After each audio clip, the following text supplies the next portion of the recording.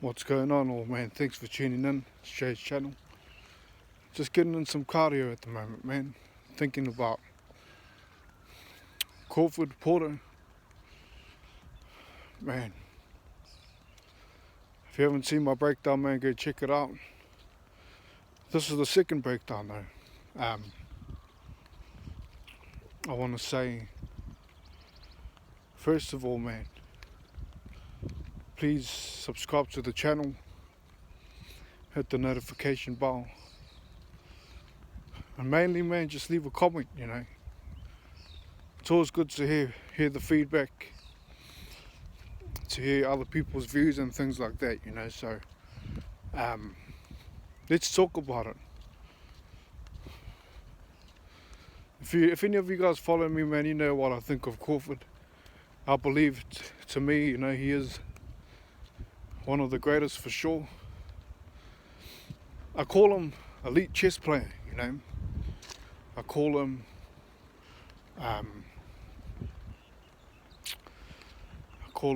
the executioner, you know. He's definitely one of the greatest. Then you got Porter, the almost there guy, you know. That's, you know, are we there yet, man? You know that movie, Are We There Yet? He's that guy, you know, almost gets there, almost gets the job done. But he always seems to fall short, you know. You've seen him against Spence, you've seen him against Ugas, you've seen him against Boner, you've seen him against Thurman, man, you've seen him against them all, you know. You've seen him against all of them. And sure, he did beat Ugas, but I believe he got a lucky break. You know, I believe that Ugas should have won that fight, especially with the knockout. You know, especially the knockout that wasn't counted as a knockout. But in that fight, I didn't understand why Porter was fighting on the outside. You know, Porter is an inside fighter. He's a guy that brings the fight to you. For some reason, against Ugas, he was fighting on the outside. I don't know why that is. But by far he is an entertaining fighter. He reminds me of a Hagler without the power, you know. No disrespect, but you know, he's one of those guys that just comes after you and doesn't give up. Always puts up a good fight, but never gets the result, you know. So yeah. Let's do the fight now, man. The breakdown 2, the second breakdown. Part 2. You gotta remember, man, you know, with Crawford, he's going in there, you know, not trying to adjust to you, man. He's trying to figure you out, you know. And it doesn't take him long. He's a slow starter for a reason, you know. He starts the fight slow because he's trying to read the game. You know, he's never trying to adapt to your style, or never trying to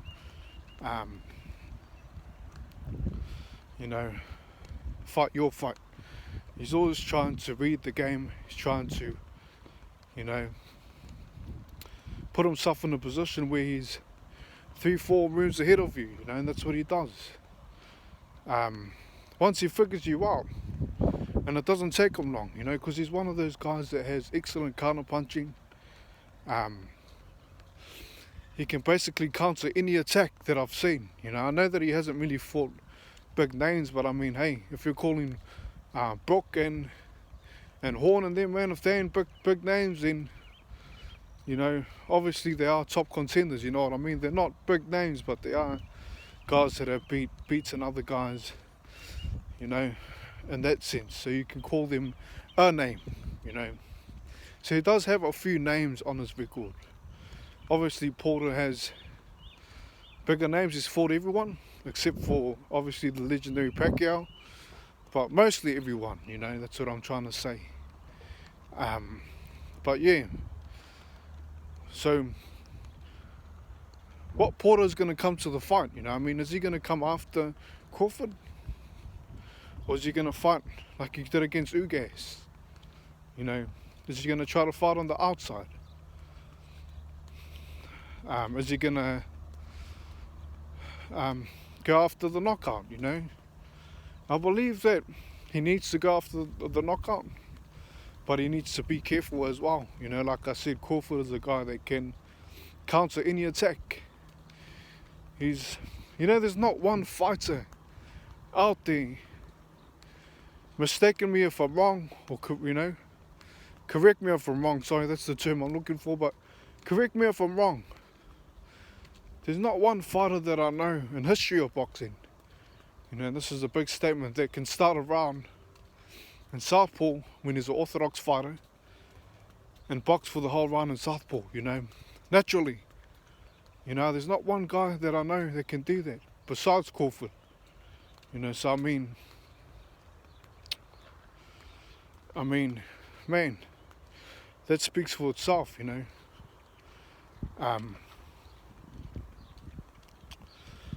So yeah, what's going to happen in the fight? I believe that Porter is going to go for the attack and Crawford's going to counter him, you know. And I don't think that Porter has enough power on him. Like I said, Hagler without the power. You know, that's similar to Porter's style, you know, the way that Hagler fights to me. He reminds me of him anyway, you know. So, I don't think that he will have an answer for Crawford. I do see that he's working on trying to counter the southpaw stance. I've seen the training and all that. But you got to understand, you know, like I just finished saying, he can go start the round in southpaw and he can end the round in the same stance. So you're not trying to counter one punch, you're trying to counter any punch, all angles. You know, he's one of those guys that can easily execute, you know, the executor. When he figures out what he wants to counter you with, he will strongly back himself on that. To the point where he will throw the same punch 3, 4, 5 times in a row, you know. He's not afraid of opening up his guard as well, Crawford, you know. He's a guy that will come at you, man, leave his guard wide open so he can see what your reaction is, so that he can counter, you know. He's one of those guys, very, very elite like that, you know. So yes, I understand Porter is the underdog in this fight. I understand that most people believe that Crawford will win on points.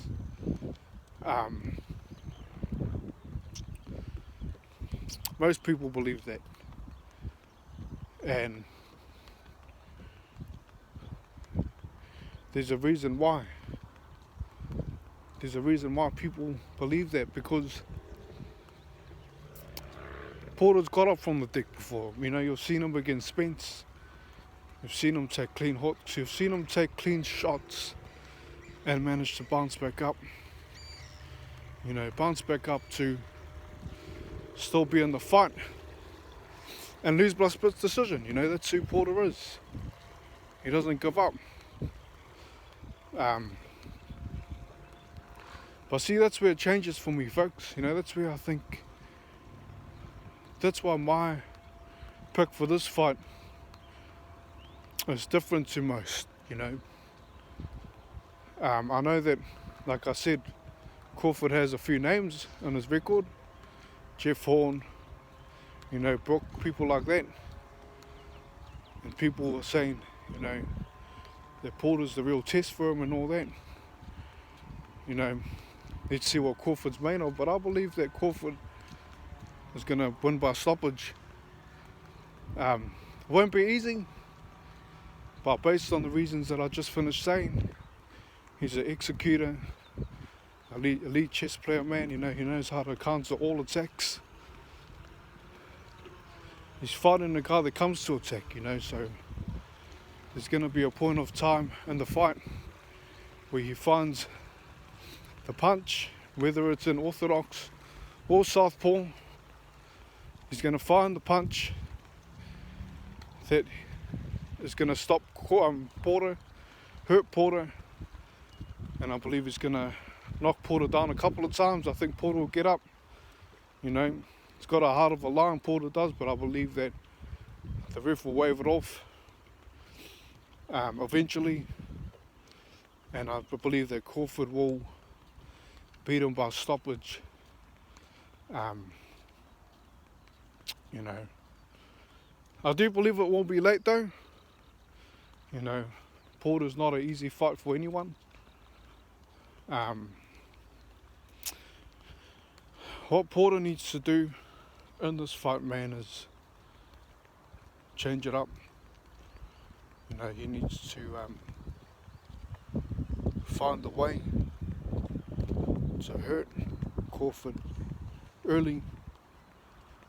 You know, to slow him down, slow down the momentum, and change up the game plan now and then. You know, he needs to possibly have 3 game plans in this fight.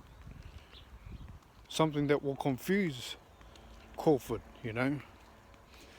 Even if it's something different where he, you know, comes boxing and then, I know he's not known for it, but switches to southpaw for a couple of minutes, switches back, you know, tricks like that. You know, he needs to really push himself outside the box where Crawford is unable to read him, and take advantage of those body shots where Crawford comes in with the body counters. You know, Porter really needs to nail him hard on the chin. Whenever Crawford is open, man, overhand right, you know, something like that, something different besides the jab or hook, you know, even an uppercut, something in those lines. You know, he needs to really rock Crawford, slow him down, and try to knock him out, you know, try to knock him out, make a statement. This is Porter's last chance, I believe. You know, he has fought everyone. Obviously, you know, Crawford is getting on, man. I believe he's like 35 now, so they're both in a similar scenario where it's either Crawford is the best or Porter isn't just the almost man or the nearly man. He is the man to beat the man that everyone thinks, or most people, majority, I would say, believe is one of the greatest in the welterweight division. But that's all I've got to say, man. You know, let me know your take. Pick Crawford by a stoppage, you know, later rounds. Thanks for tuning in. God bless. Peace, man.